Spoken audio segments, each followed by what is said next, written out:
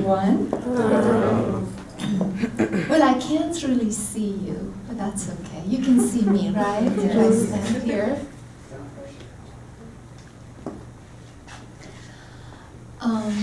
Home is a missing tooth. The tongue reaches for hardness, but falls into absence. I was born in Iran. Iran is a country in the Middle East. And my father is an Iranian, and my mother was born, her family and they were born in a city called Ashgabat, City of Love. And this is located in Turkmenistan, which is northeast of Iran. So I was born to a Turkmen mother and an Iranian father. At age 13, I was sent to the island of Trinidad in the Caribbean. And no, I was not pregnant. I was asking too many questions. As a young girl in Tehran at the time, I was asking too many questions and I wasn't getting answers. And I was not happy. So my parents said, well, let's send her off to Trinidad. And I went there, and my aunt had a maternity clinic in a town called Kuva. It's a small town in the middle of the island, and the house was surrounded with sugarcane fields. And the house was built on stilt legs because they built the houses up. And the maternity clinic was downstairs, and we lived upstairs, and it was a very interesting existence for a while. I went to a school, a convent school, and I was taught by nuns, and we wore these ugly uniforms, and I always felt like a Persian kebab stick in these ugly uniforms. And I was there for a while, and then my father said, well, I'm gonna send you to England. And I went to boarding school in southern England. And so and then I came to the United States. So I want to take you through a poetic journey, a journey through poetry.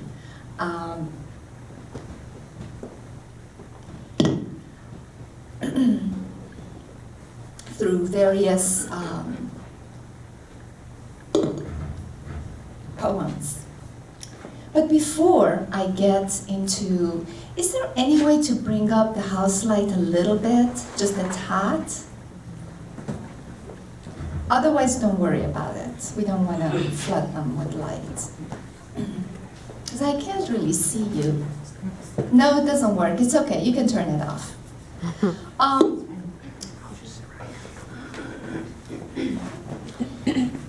So while I was there, years later, of course, I went ahead and translated this poem. So before I begin the journey with my own poem, I want to introduce to you to someone who really, really influenced my existence as a woman and as a poet. Her name was Forough Farrokhzad, and she was born in 1935 and died at the age of 32 in 1967. She was a beautiful woman, a very daring woman, and she was the first woman in the history of our region, perhaps in the history of Middle East, to write poetry completely from a perspective of a woman, emotionally, sexually, socially, psychologically, politically. And she, at the age of 18, in this country, this Middle Eastern country, at the age of 18, she wrote a poem that caused huge scandal. And it was a very steamy poem. And I want to read it for you, just to show you what it was like, and what it was like to write poetry like that. I'm going to read 2 stanzas of it for you in Persian, so you get a sense of what it sounds like. گناه کردم گناهی پر ز لذت در آغوشی که گرم و آتشین بود. گناه کردم میان بازوانی که داغ و کینه‌جوی و آهنین بود. در آن خلوتگه تاریک و خاموش نگه کردم به چشم پر ز رازش. دلم در سینه بیتابانه لرزید ز خواهش‌های چشم پر نیازش.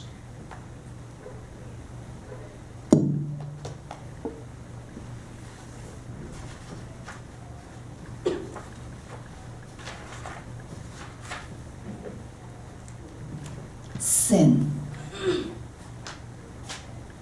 I have sinned a rapturous sin in a warm and flamed embrace.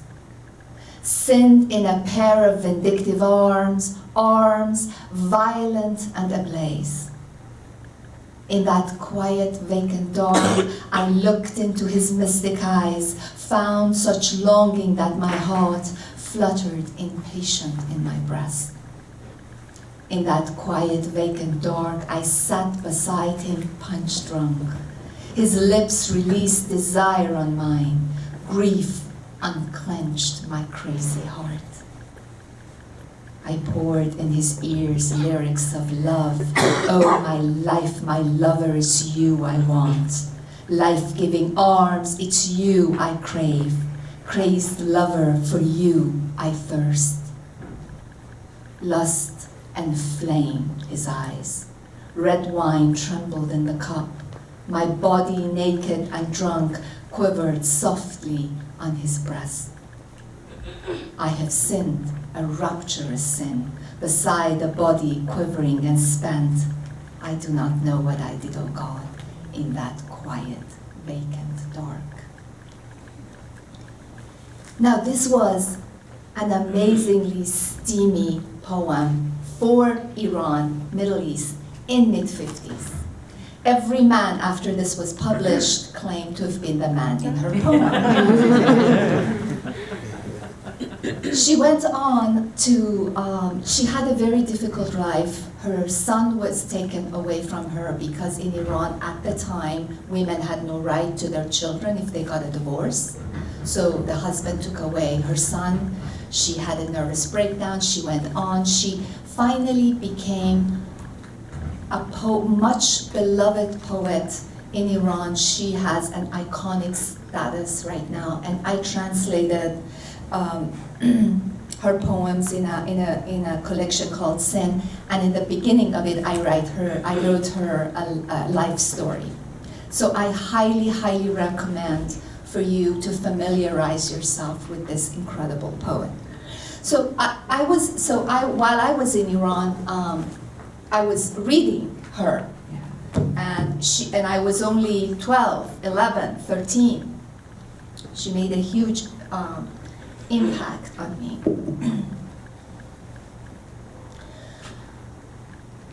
Pickles and donuts. So this is now my journey. I'm going to take you through poetry, through my journey. Pickles and donuts. Cold basements remind me of the dead fruit my mother smothered in sugar, the phallic pickles souring in tight-lipped jars. I kept my school uniform stained, my long hair pulled back, my walnut breasts cloaked with baggy shawls. Tell my friend next door about the red jam donut beneath our skirts. Teach her the waist-twisting dance of wrapping childhood's curtain around her body, so soon unfolded like voodoo air from an uncapped perfume bottle. I breathe in books that turn my eyelashes to blue feathers, my eyelids' veins into delicate wing bones that flap and lift, travel me to an island house on stilt legs. She eats the stones of pages. She eats the stone pages of an old Quran. Comes of age at dusk where bombs fall on paved roads, and the sky rains scalding lava that streams and streams, carries her to the sharp edge of the world. She was actually taken to prison when she was pregnant. This was after the revolution. Come on in, guys. Go right in. This was after the revolution.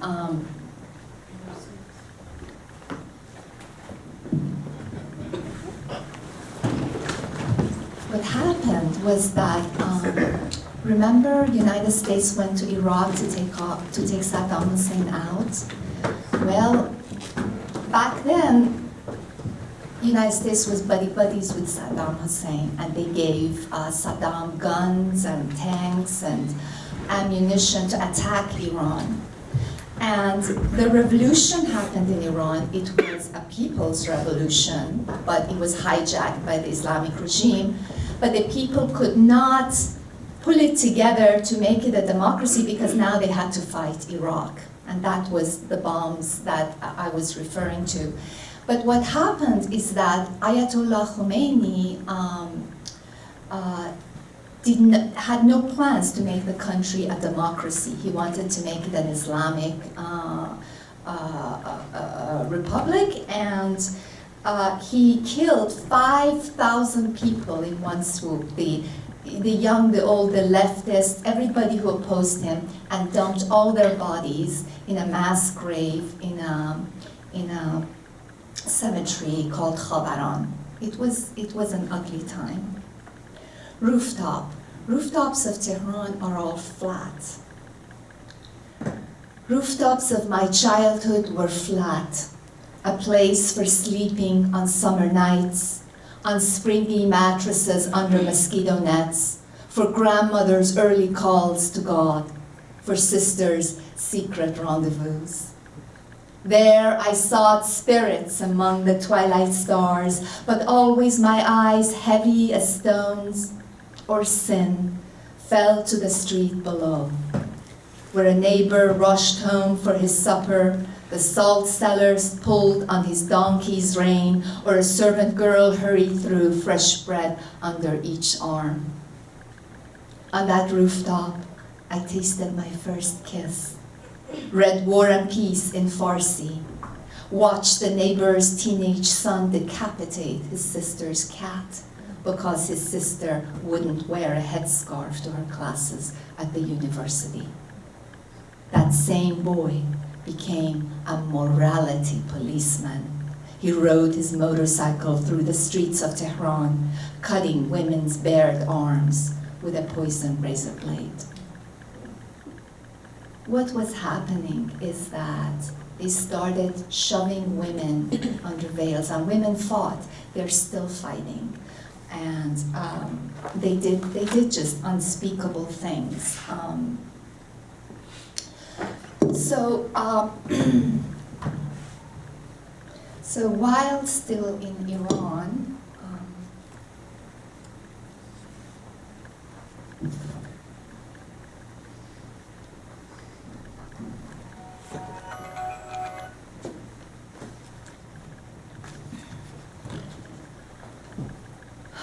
the village well. You were children, curious. Something splashed in the belly of the well, and she took your hand, descended into the mouth, opened wide, step by concrete step down its dark spiral throat. The creature that unhinged the damp stillness of the well was not a man, not an animal, just the silhouette of something vast. You thought it was God, she thought it was jinn, and then you, with fear, did not think at all, running back up breathless, the chill of the well at your heels. That night, you didn't wait for his leg to accidentally rub against yours, or his hand accidentally brush your thigh as it always did, away from eyes that never blinked.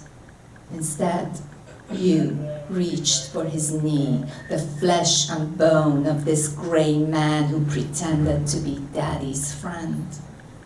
Beneath the table laden with almond rice your mother had lovingly cooked, the saffron stewed lamb, the chicken smothered in herbs, you squeezed so hard his eyes turned your direction and melted into a watery scream like the one still rising in the throat of that well.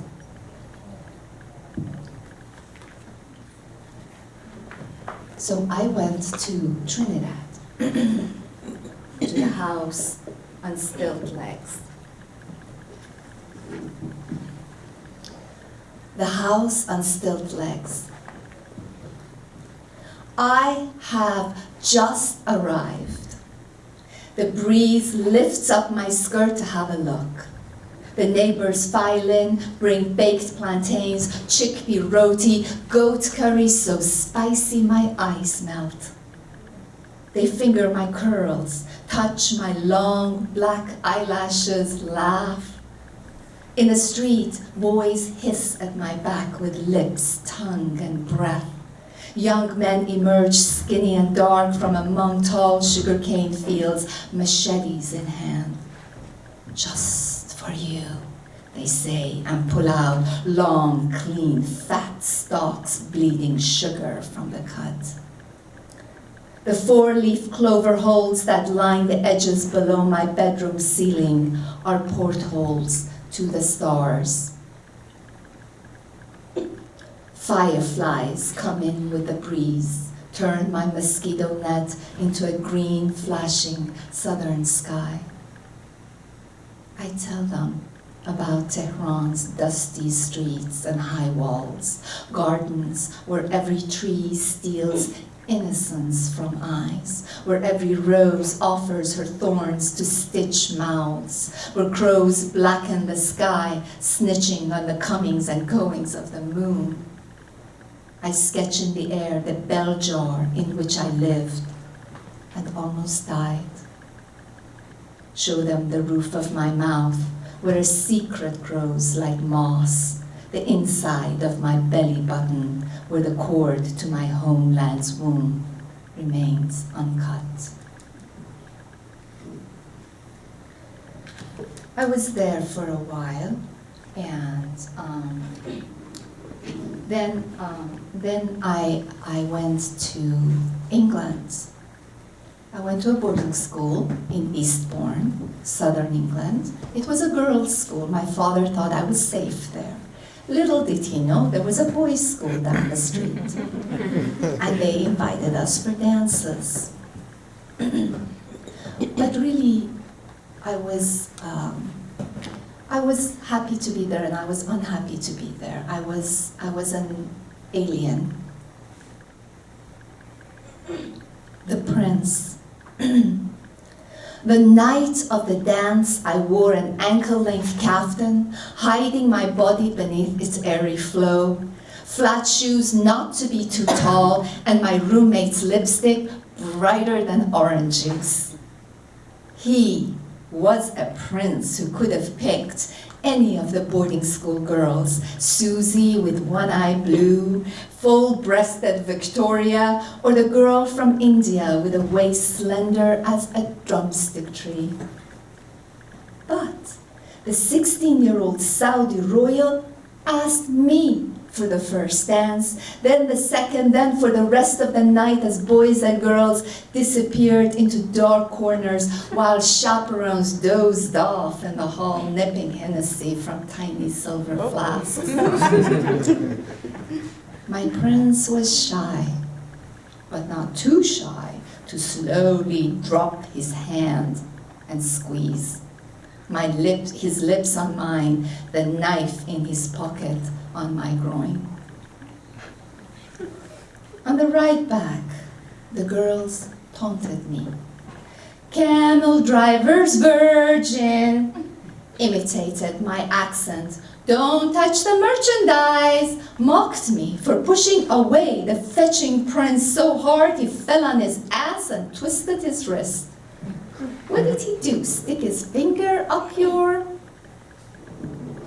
That night, I packed my bag, slipped out just as the sun exhaled its first breath into night, took the first eastbound rail to London. I hid beneath a beat-up hat, collar pulled up, and by the time the headmaster was informed, called the police and my anxious parents overseas, I was at my clueless cousin's boarding house nibbling baklava, drinking hot tea from a chipped cup. I shivered beside a coin-operated heater, ate fish and chips on yesterday's newspaper, and read Neruda, Farrokhzad for a week, Tolstoy, and Austen. Quietly, I thanked my father for giving me time to strengthen the sinew that held my heart. It rained, and I didn't go out, avoided my big-boned cousin with her roto-rooter tongue and the nose of our grandmother who could smell anything rotting inside the heart. I turned the cracked mirror in my room towards the wall. Someone had scribbled, "Help," on the back. The rose-splattered wallpaper looked scrubbed with day-old coffee.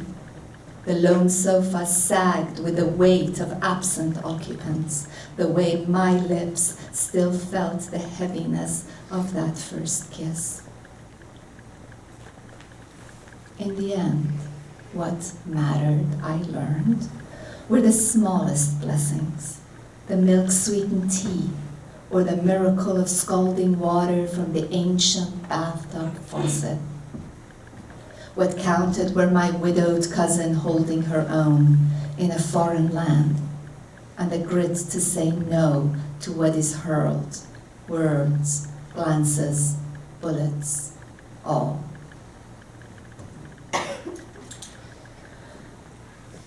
So,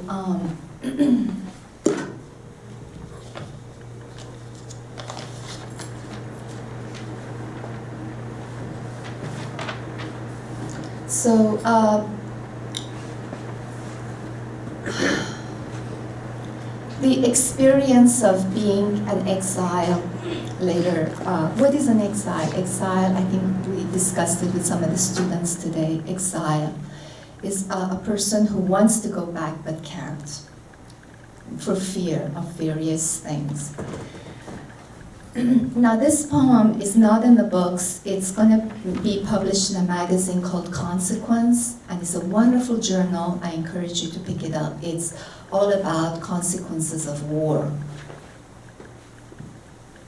The world grows blackthorn walls. Tall, stiff, and spiny. Try to make it to the other side and risk savage thorns. We who left home in our teens, children who crossed boundaries and were torn by its thousand serrated tongues, who have we become? We who bear scars that bloom and bloom beneath healed skins. Where are we going? I ask myself, is home my ghost? Does it wear my underwear folded neatly in the antique chest of drawers I bought 20 years ago? Or nest inside my blouse that hangs from a metal hanger I've been meaning to discard? Is it lost between the lines of books shelved alphabetical in a language I was not born to? Or here on the lip of this chipped cup left behind by a lover long gone? Why do they call us alien, as if we come from another planet? I carry seeds in my mouth, plant turmeric, cardamom, and tiny aromatic cucumbers in this garden, water them with rain I wring from my grandmother's songs. They will grow, I know, against these blackthorn walls. They are magic. They can push through anything uncut. I left home at 13. I hadn't lived enough to know how not to love. Home was the Caspian Sea, the busy bazaars, the aroma of kebab and rice, Friday lunches, picnics by mountain streams. I never meant to stay away. But they said, come back and you will die. Exile is a suitcase full of meanings. I fill up 100 notebooks with scribbles. And when I'm done, I throw them into fire and begin to write again, this time tattooing the words on my forehead, this time writing only not to forget. Complacency is communicable like the common cold. I swim upstream to lay my purple eggs. Spirits urge and spirits go, but I write postcards only to the future. What is a transplanted tree but a time being who has adapted to adoption? They say, draw sustenance from this land, but look how my fruits hang in spirals and smell of old notebooks and lace. Perhaps it's only in exiles that spirit arrive. They weep and wail at the door of the temple where I sit at the edge of an abyss. But even this is an illusion.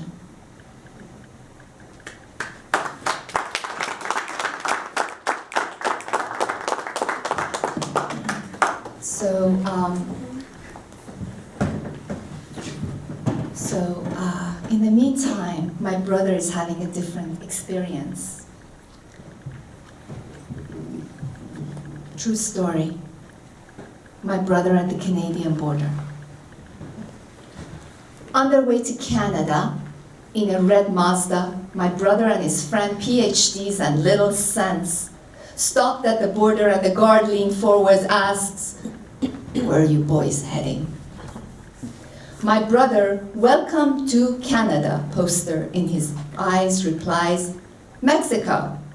The guard blinks, step back, then forward, says, "Sir, this is the Canadian border." My brother turned to his friend, grabs the map from his hand, slams it on the shaved head. "You stupid idiot," he yells, "you've been holding the map upside down." In the interrogation room, full of metal desks and chairs with wheels that squeaked and fluorescent light humming, bombarded with questions, and finally, race? Stymied, my brother confessed, "I really don't know. My parents never said." And the woman behind the desk widened her blue eyes to take in my brother's olive skin, hazel eyes, the blonde fur that covered his arms and legs. Disappearing behind a plastic partition, she returned with a dusty book, thick as War and Peace. "This will tell us your race. Where was your father born?" she asked, putting on her horn-rimmed glasses. "Persia," he said. "Do you mean Iran?" "I ran, you ran, we all ran," he smiled. "Where's your mother from?" Voice cold as a gun. "Russia," he replied. She put one finger on a word above a chart, another finger on the bottom of the page, and brought them together looking like a mad mathematician bent on solving crimes of 0 times 0 divided by 1. Her fingers stopped on a word, declared, "You are white." My brother stumbled back, a hand on his chest, eyes wide, mouth in an O, as in, "Oh my God, all these years and I did not know." Then to the room, to the woman and the guards, "I am white. I can go anywhere, do anything. I can go to Canada and pretend it's Mexico. At last, I am white, and you have no reason to keep me here." So that was my brother's journey. So The journey continues. I wish I could, I mean, you know, we don't have time for me to take you through the entire poetic journey. It just sort of like goes from one book to another. But let's grow up a little bit here. And do some adult, not that kind of adult. Some love and heartbreak poems, because, right, you grow up. You know you're in trouble when you ache at the base of the stomach. You know you're done for when he looks away and the rope tugs like a boat moored to the quay. But this is LA, and love is like a warm day, so he puts on his leather shoes, she her red high heels, and they walk past Hollywood toward sunset.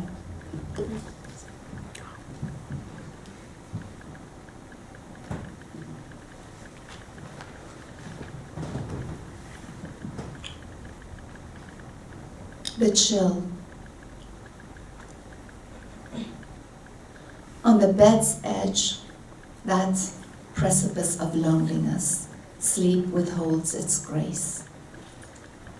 He presses his groin to her ass, his warm hands loving her breasts, the hollow of her waist, her shoulders arching bones. Kisses the nape of her neck, sinks his head in her hair like a man who's seen the dark ghosts of fog. She wants to trample this pain, give him the lions in her throat, the swans in her groin, those wolves in her hips. But her skin cries no, her bone won't budge, and her tongue refuses. When he pulls away, cold air stirs, awakens a chill that freezes and rends their lives into 1,000 irretrievable shards.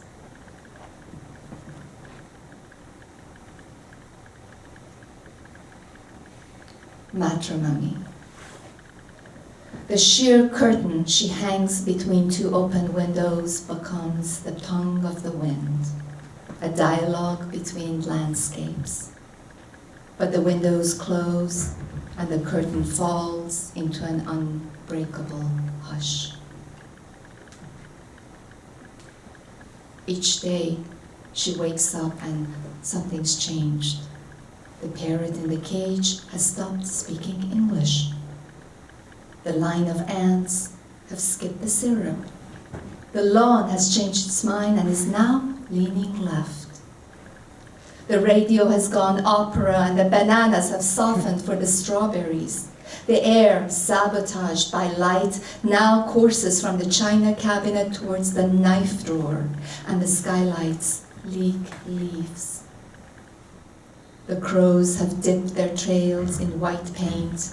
The fat pygmy goat is in love with a coyote, and love has become so red the trees have bent their leafy heads, coughing blood.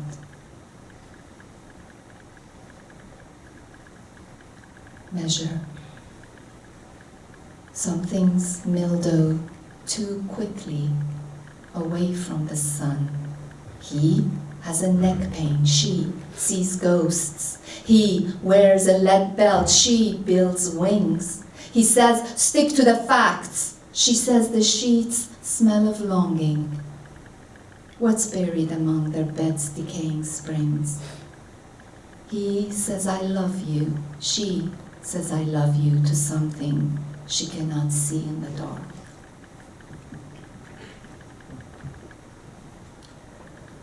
So that journey continues.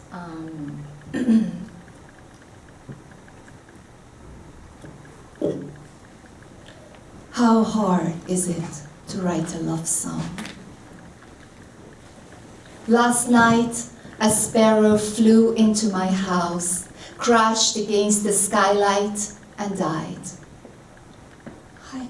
I want to write a love song, poppy seed cake on china plates, tea like auburn gold, the New York Times open on the table black with news, and the man I still love with me.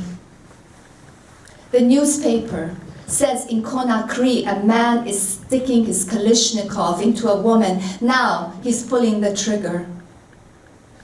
Hummingbirds zip through the garden. My lover slowly rocks in the hammock, a spy novel on his stomach. I flip a page and a Nigerian soldier shoots a man because he's parked badly and takes the dead man's hat. The bougainvillea has burst into pinks and reds, the colors of Kabul sidewalks after a suicide attack. The child next door squeals with laughter. How hard is it to write a love song? A little in the moment swim, a bit of Bach perhaps.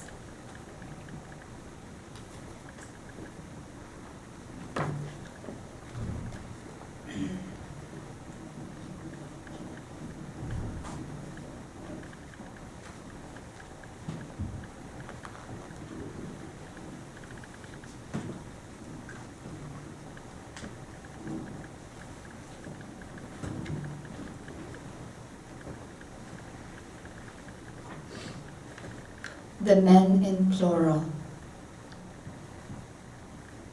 At night they come in masks and hoods, in fatigues, in paint, with guns and swords, machetes, blades, flags of stars, of stripes, with crosses, with crescents and skulls. They march, they sneak, they whisper, they shout, they threaten, they plunge and bust and lunge into hearts, into groins, into girls. They come, they fist, they smack, they grin, they grin.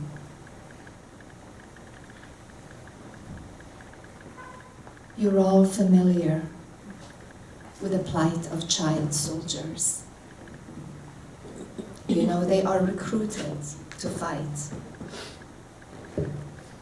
This is the story of Baran, a Pakistani 14-year-old held in an Afghan prison because the Taliban were going into Pakistan, neighboring Pakistan, recruiting children to fight for them.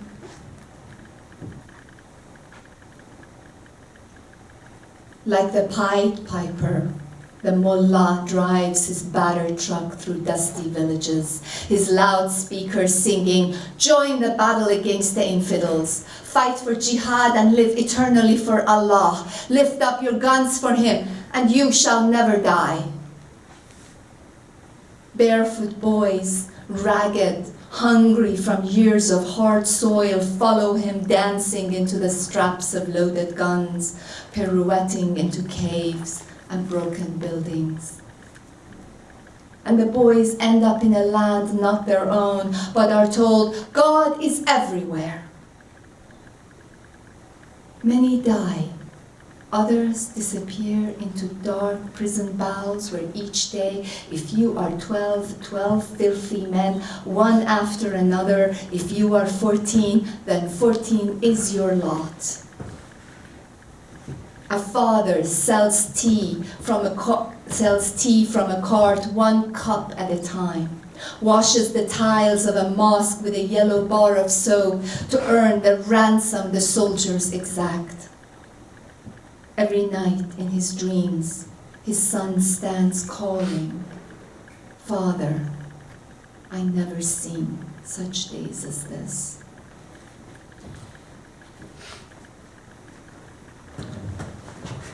I'm going to end with 2 poems.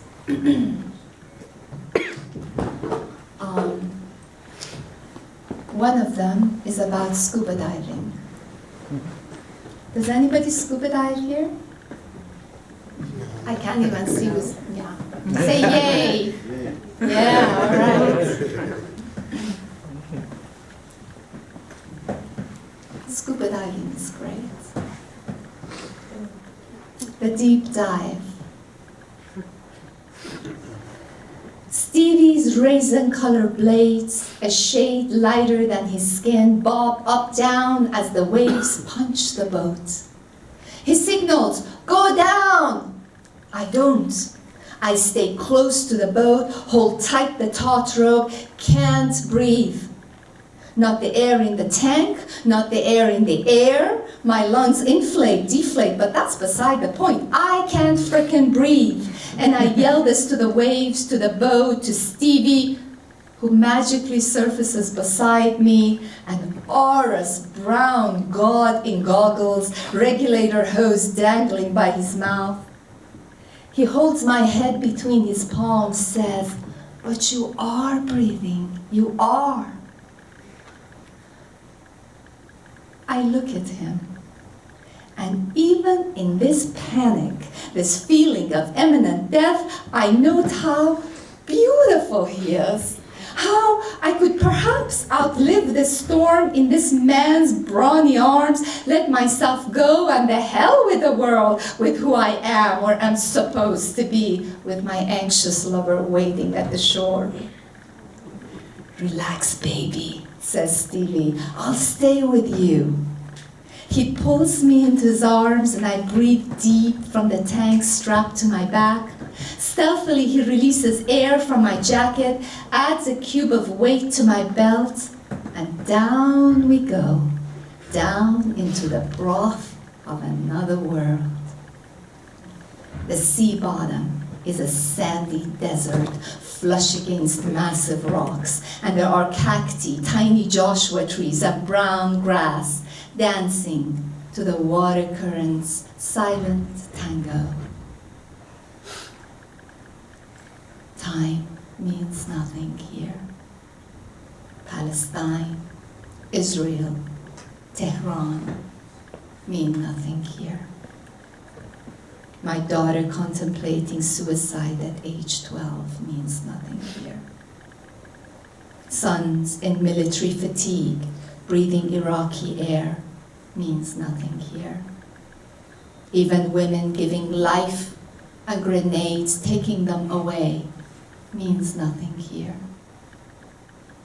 Here, the fish are birds, electric blue fins, wings, and beneath this airless sky, Stevie and I.